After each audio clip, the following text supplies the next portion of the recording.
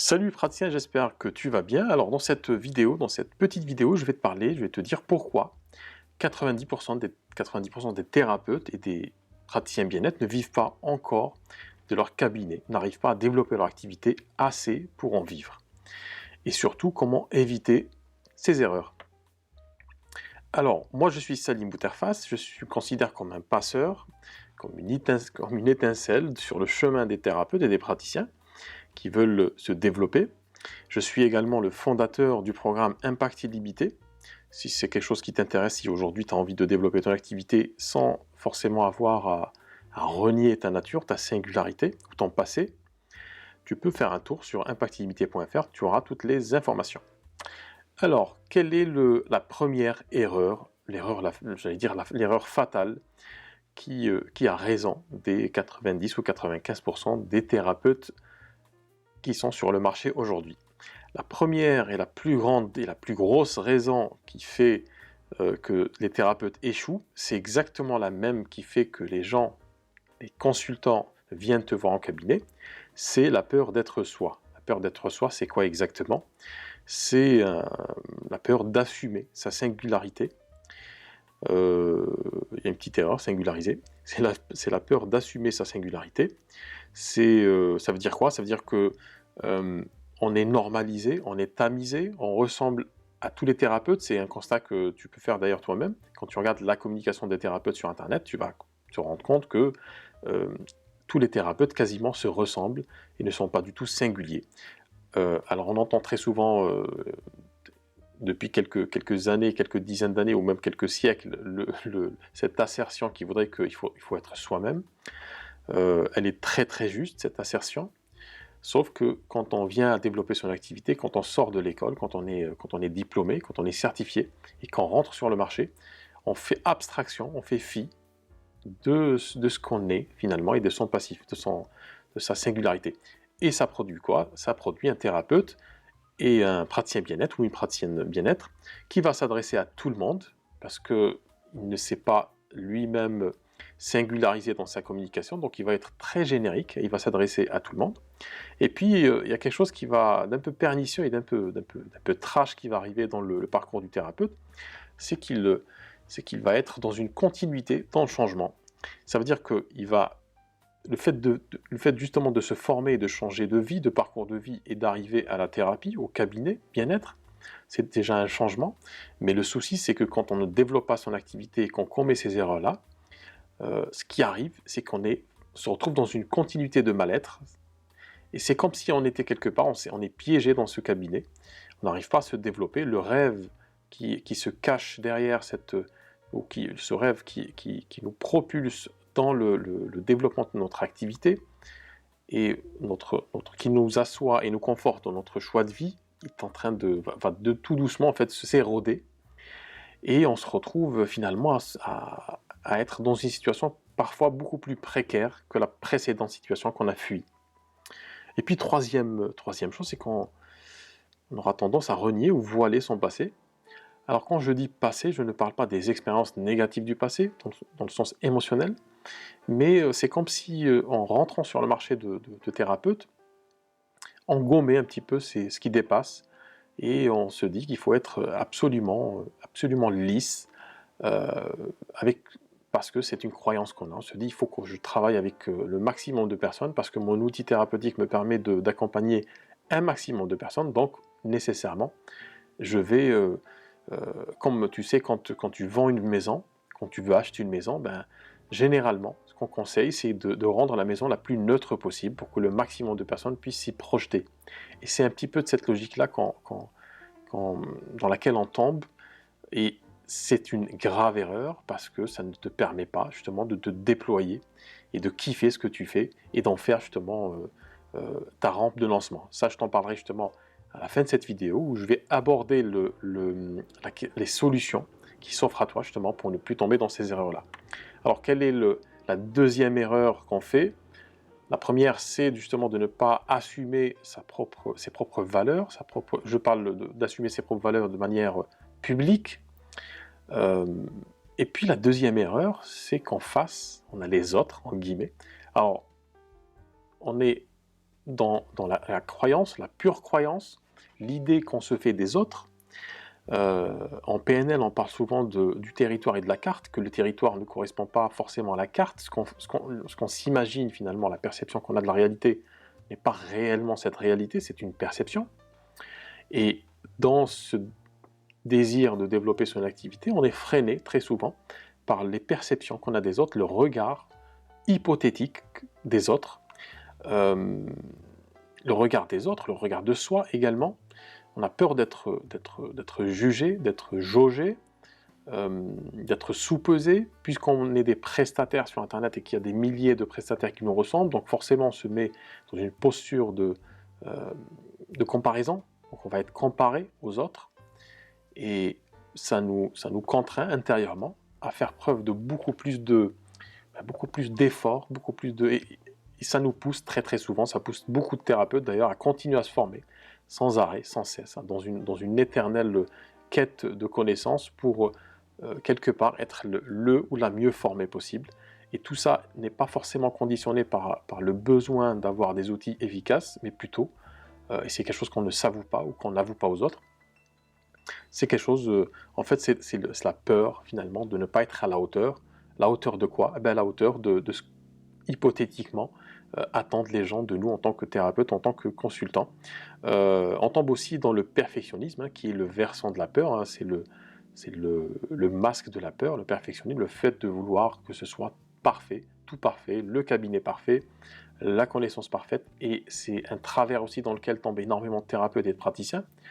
Une grosse partie des thérapeutes justement ont ce problème de perfectionnisme, et quand on est, d'ailleurs on le dit, l'analyse, trop d'analyse paralyse, on est paralysé, et j'ai eu d'ailleurs professionnellement affaire à pas mal de thérapeutes qui ont passé des années sans vraiment exercer, ou très très peu, et passant des années, certains 5, 6, 7 ans, même 8 ans, sans jamais se lancer concrètement, passer à l'action.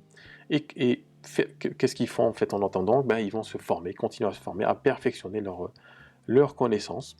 Et puis la troisième, quatrième ou cinquième erreur aussi, c'est le fait de ne pas être stratège. Alors c'est un point qui est important aussi, parce que souvent la stratégie est associée à la manipulation.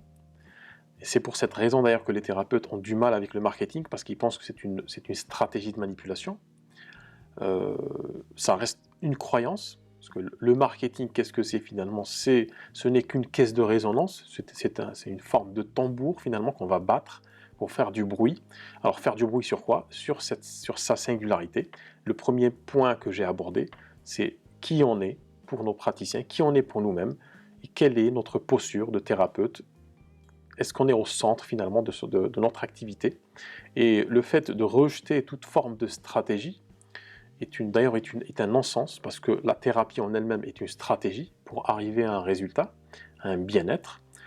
Donc très souvent, le fait de faire preuve de stratégie, on a l'impression que les gens vont considérer qu'on est des manipulateurs ou des charlatans.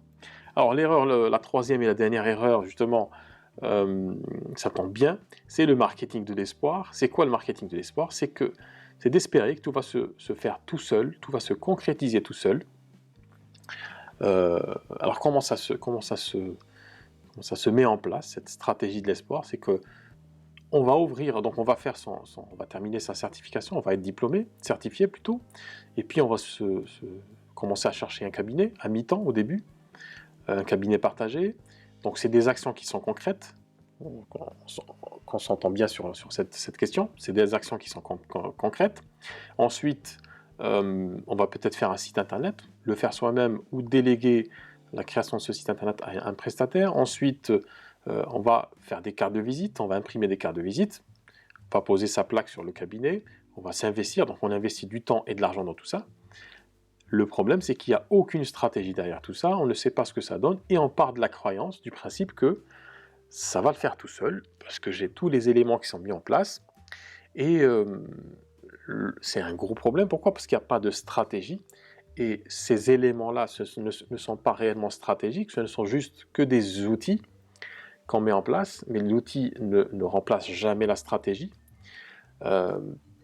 C'est comme si un hypnothérapeute confondait en fait le protocole, la façon d'amener la personne justement à un résultat, avec le simple fait de parler. Parce qu'un hypnothérapeute, l'hypnothérapie est une thérapie basée sur la parole, et puis même la sophrologie, qui est donc la parole qui dirige la pensée et les mouvements, et le corps. Donc imaginons un hypnothérapeute ou un sophrologue qui confonderait la stratégie globale pour arriver à un résultat, et puis les outils, notamment la parole ou le fait de toucher une personne. On va tout de suite se dire, c'est vrai qu'il y a un problème avec ce thérapeute, c'est pas du tout comme ça qu'il faut faire, il faut avoir une stratégie, il faut avoir des étapes, un processus, et ensuite, dans ce processus-là, il y a des outils qui vont permettre de rendre ce processus viable, réel, concret, et puis ces outils-là vont changer. C'est le propre d'ailleurs de l'outil, c'est qu'il est interchangeable. On peut l'affiner, on peut le changer. Le but étant de servir la stratégie. Donc le marketing de l'espoir, c'est quoi? C'est de faire des actions, poser des outils et espérer que tout va tout seul. Et d'ailleurs, c'est ce qui apparaît en fait le plus souvent, l'élément le plus révélateur de cette non-stratégie, le marketing de l'espoir, c'est le bouche à oreille, c'est de se dire je vais mettre tout ça en place et puis le bouche à oreille va faire le reste. C'est comme ça que je vais me développer parce que c'est quelque chose qui est assez emblématique d'un développement d'activité. Alors le bouche à oreille, entre parenthèses, ou la recommandation, c'est un outil extrêmement efficace si tu restes dans cette passivité, c'est-à-dire si tu n'as pas de stratégie concrète. Ce qui va se passer, c'est que tu vas devoir attendre entre 2, 3 jusqu'à 5 ans pour que le bouche à oreille fonctionne, et encore. Et encore parce que tu peux travailler avec ce que j'appelle les clients accidentels, les consultants touristes, qui vont venir à toi de manière très aléatoire, ils vont peut-être te ramener d'autres personnes qui ont à peu près les mêmes problématiques, et il se trouve que très souvent, on ne veut pas travailler avec certaines problématiques, et parce qu'on n'a pas fait de choix au début, quand je t'ai parlé le fait d'assumer sa singularité, le fait de ne pas assumer sa singularité et de travailler son positionnement et de savoir exactement avec quel type de personnes on veut travailler, ça amène des personnes qui ne sont pas forcément pertinentes pour nous. Et donc le fait de ne pas avoir de stratégie, ou au pire aussi, le fait d'avoir de mauvaises stratégies, très souvent quand on sort de l'école, alors c'est pas le cas de toutes les écoles, mais dans certaines écoles, quand tu sors de formation, les derniers jours de formation, on va te parler du développement d'activité, donc comment tu t'installes, on va te parler de l'aspect légal, et puis on va te parler de manière très rapide du marketing et tout ce qu'il faut faire pour se développer, et on va te dire certaines choses, on va te donner certaines stratégies, certaines mauvaises stratégies. Je te donne un exemple. Dans certaines écoles d'hypnose, et ça c'est quelque chose qui m'a été rapporté très très souvent, on va dire aux thérapeutes, tu devrais peut-être te diriger vers certaines problématiques parce que c'est un marché porteur, notamment la perte de poids ou l'arrêt du tabac. Sauf que toi, en tant que thérapeute, en tant que personne, être humain, qui a son vécu, qui a sa singularité, et sa sensibilité et ses valeurs, tu n'as pas forcément envie de travailler avec ces problématiques-là.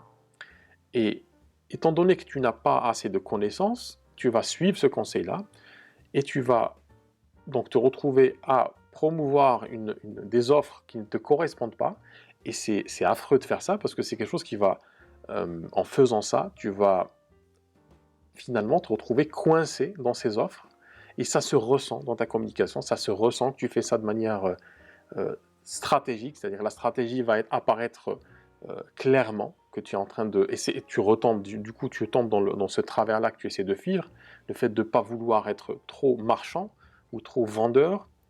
Et cette erreur-là, donc du marketing de l'espoir, elle est très très commune.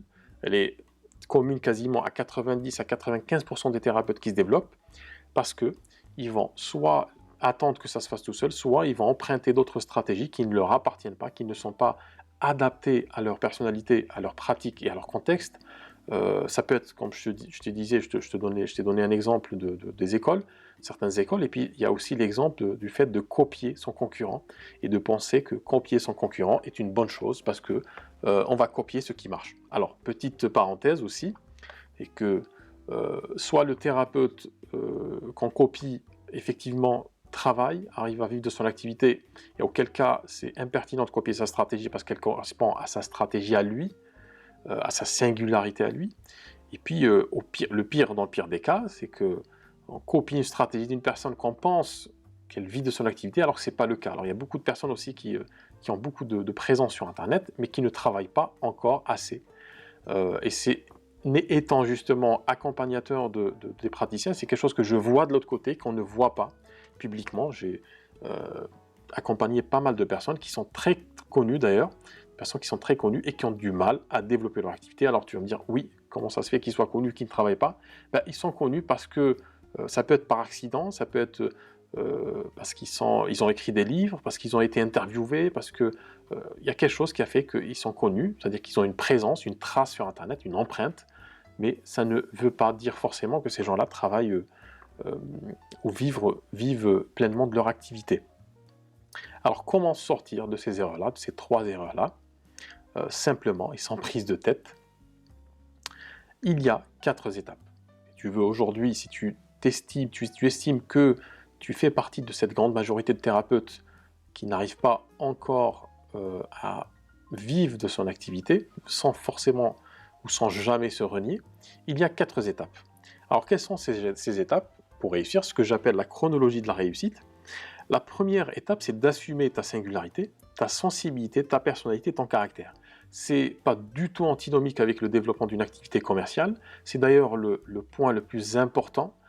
Si tu ne te focalises pas sur qui tu es, si tu ne capitalises pas sur ta zone de génie, sur ce que tu sais faire le mieux humainement, je ne parle même pas de l'outil thérapeutique, humainement, si tu n'arrives pas à travailler, à polir, à rendre visible cette singularité qui est la tienne, cette singularité qui te donne cette force et cette motivation, tu vas avoir beaucoup de mal à finalement te développer. La deuxième phase, construite sur la première phase, c'est une stratégie assumée, basée sur ta singularité, ta personnalité et ta passion. C'est-à-dire que tu vas construire un système, un protocole, un processus, un chemin.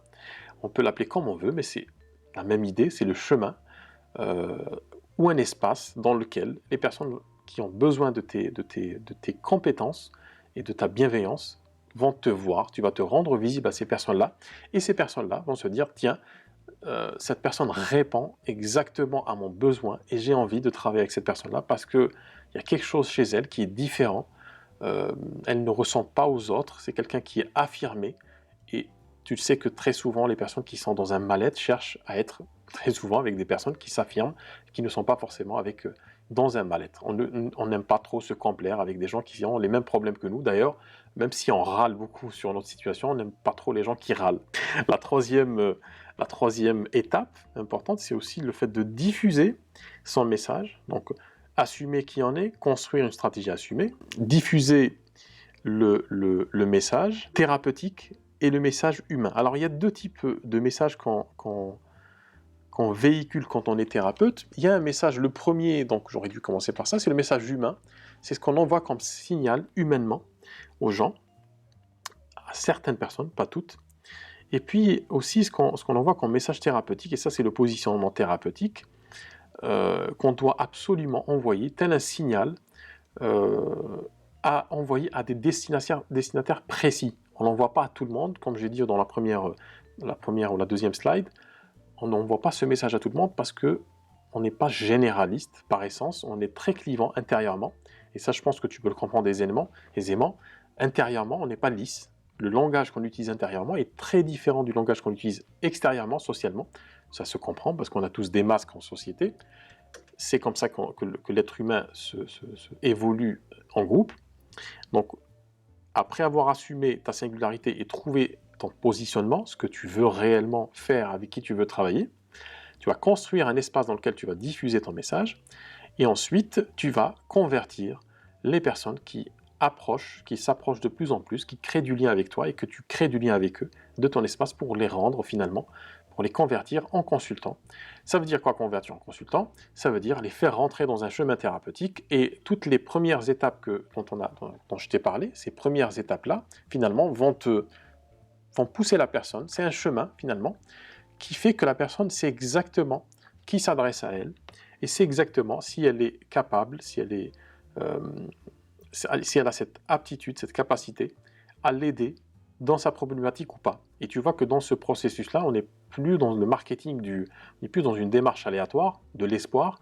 On agit avec clarté et surtout on reprend le contrôle des choses. On n'est pas en perte de contrôle et c'est d'ailleurs cette perte de contrôle qui fait que à terme, on n'arrive pas à se développer et on passe cette partie de sa vie à vouloir se développer dans une angoisse qui ne s'arrête jamais, surtout si on a des échéances.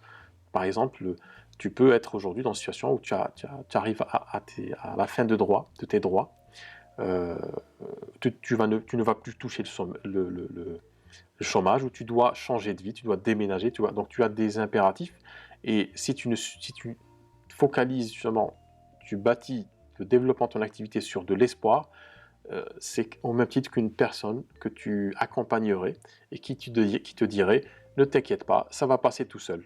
Alors que cette personne-là peut-être souffre de quelque chose qui ne passe jamais tout seul, comme un traumatisme ou une phobie. Donc, assumer ta singularité, construire une stratégie assumée basée sur ta singularité, ta personnalité, ta passion et ton positionnement. Ensuite, on va diffuser ce message dans ton propre espace que tu vas créer. Donc, tu vois aussi que dans cette méthode-là, tu n'as plus finalement à copier, à mimer les autres, parce que tu te seras occupé finalement à construire ton propre espace et qu'à terme, tu te feras toi-même copier par les autres thérapeutes qui n'arrivent pas à se développer. Et dernière étape, c'est convertir les bonnes personnes à sa pratique, sa personne et au chemin du changement. C'est quoi ce chemin de changement? C'est ta proposition thérapeutique, c'est ton offre, c'est vers quoi tu amènes les gens, à quoi tu promets, ce que tu promets finalement à tes futurs consultants. Alors voilà ce que je voulais te dire sur ces 4 étapes. Ce que je te propose, c'est une vidéo complète. Il n'y a rien à vendre. C'est pas le but de cette vidéo. J'aimerais justement dans cette vidéo te montrer le chemin à parcourir pour développer son activité. Donc ce que je te propose, c'est une vidéo complète avec toutes les étapes nécessaires pour développer un cabinet, ton cabinet qui amène de l'abondance et du plaisir au quotidien. C'est quoi cette méthode? Tu la trouveras sur www.impactillimité.fr. Donc je te prépare une vidéo d'1 heure très complète avec ces 4 étapes, beaucoup plus détaillées pour te montrer étape par étape comment tu peux dès aujourd'hui clarifier le développement de ton activité et cesser justement d'être dans ce marketing de l'espoir ou dans ce marketing qui n'est pas du tout adapté à ta pratique ou à ta personnalité.